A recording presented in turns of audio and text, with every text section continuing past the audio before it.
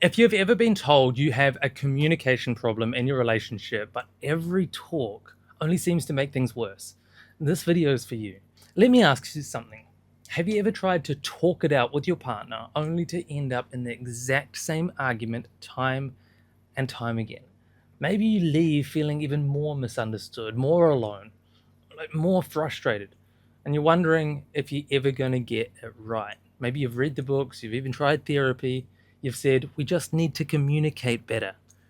But somehow, the more you talk, the worse it seems to get. For many of my clients, high functioning professionals, they're incredible at what they do. And this is one of the most frustrating patterns that they see at home. Like Ben, for example, he could negotiate €1 million contract with ease, but would shut down the moment his partner asks, what's going on for you? Or Sarah, who kept on trying to fix things in their relationships with a relationship with her husband through endless late night conversations, only to feel more like a project manager than a partner. Maybe it starts feeling like you're walking on eggshells in your own home, like your home has become a performance stage rather than a place that you can sit back, rest, and relax. Maybe you go through the motions and maybe you play the part really well, but there's something that just doesn't feel right. And I bet it's not how you'd prefer things to be. What I hear is it's feeling like disconnected. Like you're together in your relationship, but you're not really together. So here's a truth, even that your therapist won't tell you. If you're finding value in this story, I'd love to invite you to hit the subscribe button below. You'll be the first to receive content just like this, honest, relevant, and here to support you on your journey. With every like and every follow, together we're succeeding in our mission and reconnecting the world with what matters most. And that is, of course, each other. Thank you so much. What you have is not a communication problem. It's a connection problem. Trying to fix the conversation is never going to work. Has it worked so far? What you need to pay attention to is who you are when you show up to the conversation. In my relational reconnection system, I'll drop the link to it below so you can check it out. We don't start with fixing your words because that's never going to work. First, we start with figuring out how you actually want things to be, and then design the version of you that is capable of creating this, because most communication struggles are just symptoms. They're not the root cause. They're signs of something deeper. And so here's another truth that I've noticed. The attributes that have made you commercially successful in your career or in business are the exact opposite attributes that you need to be really successful in relationships and in love. So this video is about that deeper shift that's required within you. It's about how you stop trying to sound right all the time and start feeling closer to who and what matters most in your life. And I'll tell you, it's not easy, but oh my God, it's really, really worth it. Because communication won't fix what has been built on a performance of trying to hold all your stuff together and in place. Depending on who it is that you decide to become, that will change everything. So let's break this down. What you're calling a communication problem might actually be something far more helpful, far more human. And there's a framework in relationship psychology. It's called the Four Horsemen. It's developed by Dr. John Gottman. He describes the 4 behaviors are highly predictive of relational breakdown and their relationships, the likelihood of success over time. But here's what I want to add from my own observations. These aren't just merely behaviors. What I've come to notice is that they're emotional patterns. They are response mechanisms, if you like, that have been developed from a young age to survive in whatever your given environment was. Let's go through them together. And we can start pulling out a few examples here. The first is criticism. This is when conversations start with you never, or you always, la la la. And when it's received, it often feels like you're being attacked, right? I know that feeling. That comes up for me. And what I've seen is criticism is really about anger and more about unmet needs. Needs that have gone unspoken for too long and they've turned into blame.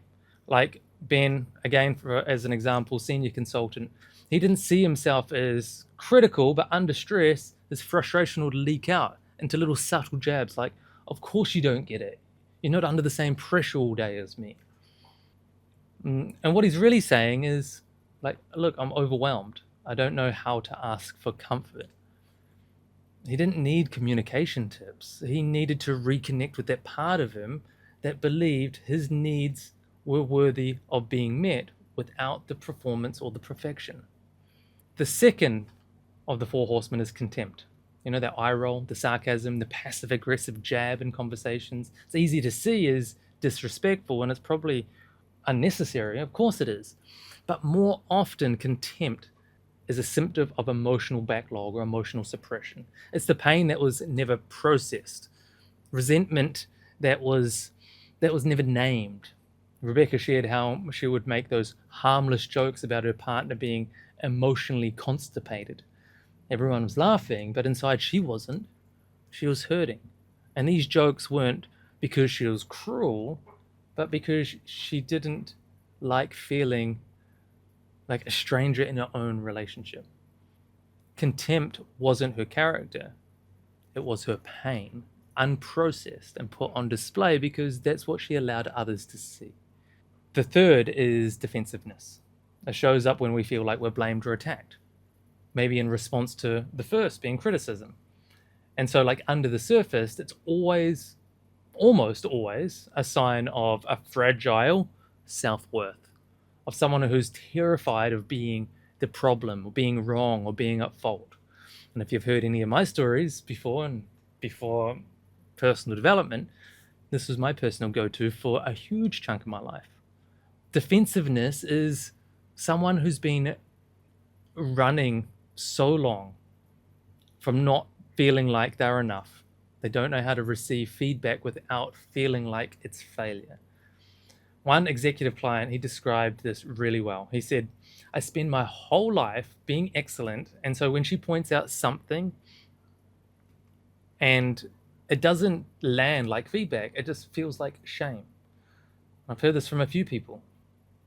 It's not defending his actions. He's defending his right to feel love, even when he's imperfect.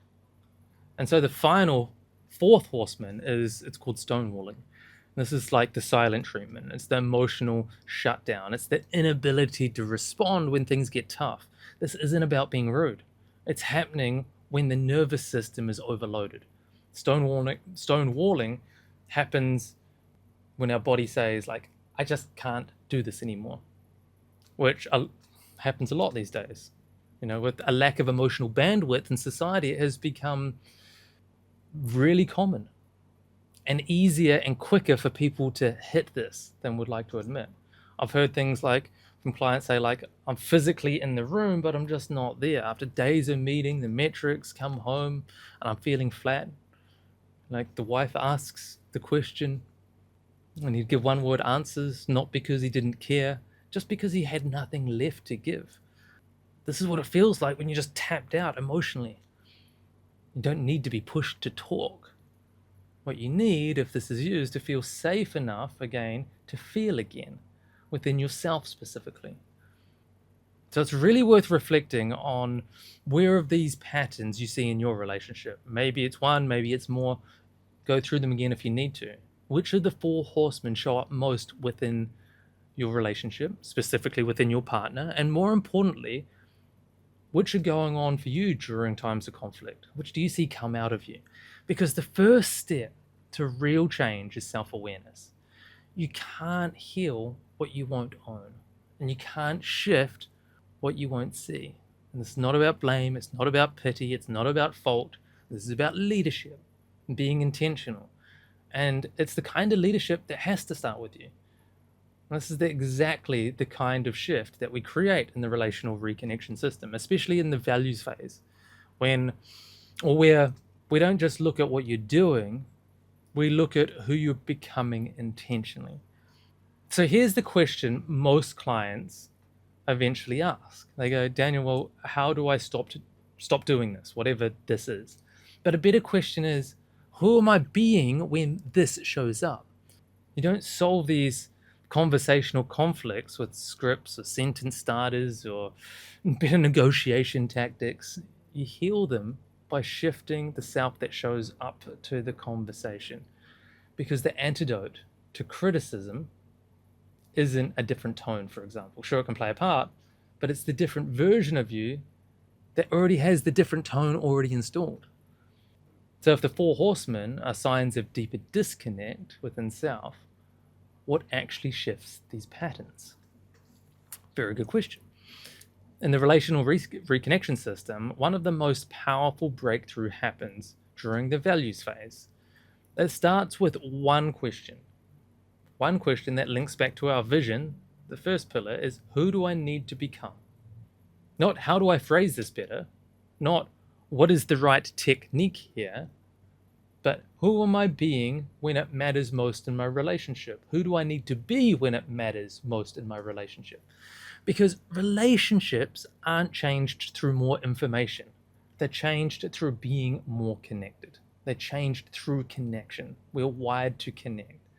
It's not about learning how to speak perfectly. It's about learning how to show up with presence, congruence, and the clarity for what is needed most. It's the kind of self that doesn't disappear when things start getting hard. For example, one client came to me deeply anxious, was always walking on eggshells, always reading the emotional temperature of the room. Over time, through the values work, he didn't just learn how to breathe deeper or speak softer. He became grounded with like a king-like energy. He stopped managing his partner's feelings and started standing in his own emotions and feelings. And you know what happened? For the first time, his partner felt safe. Another client showed up in like full-blown perfectionist mode. Every conversation at home felt like a performance review. Every like moment of rest was just recovery from feeling burnt out so she could go and get more done. But when she began to reconnect with her values and not just her output, again something changed. She became more present, no longer needing to live like 3 steps ahead, planning every move.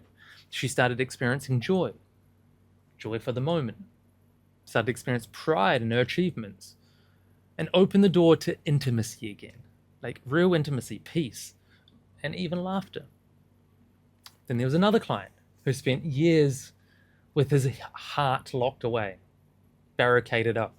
Sharp mind, strong provider, emotionally unavailable, closed. What changed? Well, it wasn't that he was sharing more. It wasn't more of what he was saying. He just became more emotionally available. He learned how to stay open, even when it felt vulnerable. And according to his wife, she said, for the first time, I felt like I have a partner, not just a housemate. For a long time, she said, actually. So here's what I want you to hear. The antidotes for the Four Horsemen, they're not actionable strategies. They're selves of us. They're versions of us and who we're becoming. The version of you that is more honest, more open, more vulnerable. It's the version of you you've been performing all these years. But when you embody that new version of you that you need to become, communication becomes just the byproduct of that. So let me ask you, what if communication wasn't a concept you'd cringe about the thought of actually having to have? What if you didn't need to rehearse your lines because what comes out of your mouth is a representation for your pride in who it is that you've now become? And what if your partner doesn't need to hear you because now they feel you? This is what happens when you stop fixing conversations and start becoming someone who has the ability to express emotional truths. Forget about equating connection with better timing, better tone, better tips, and instead lead from that deeper place within yourself that communication becomes simple. Its presence becomes natural. And your relationship stops feeling like something you got to just keep managing. It starts becoming the one that you finally enjoy, you experience again. This is the work that we do inside the relational reconnection system, especially in the values phase. It's where high achievers stop defining themselves by performance and rediscover the human beneath all of the doing that's in their life. They stop managing their partner's emotions and start leading from the kind of self that evokes trust, safety, love. So if something or anything in this video resonated with you, please drop a comment. Please share this video with someone that needs to hear it. Or maybe just take 30 seconds right now and ask yourself, what kind of partner am I becoming?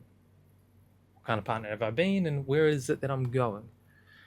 Because the answer behind that will shape the words that you speak and every connection you create moving forward. So I'll drop the link to the relational reconnection system below, and I really look forward to seeing where it is that you take it. We'll talk to you again very soon.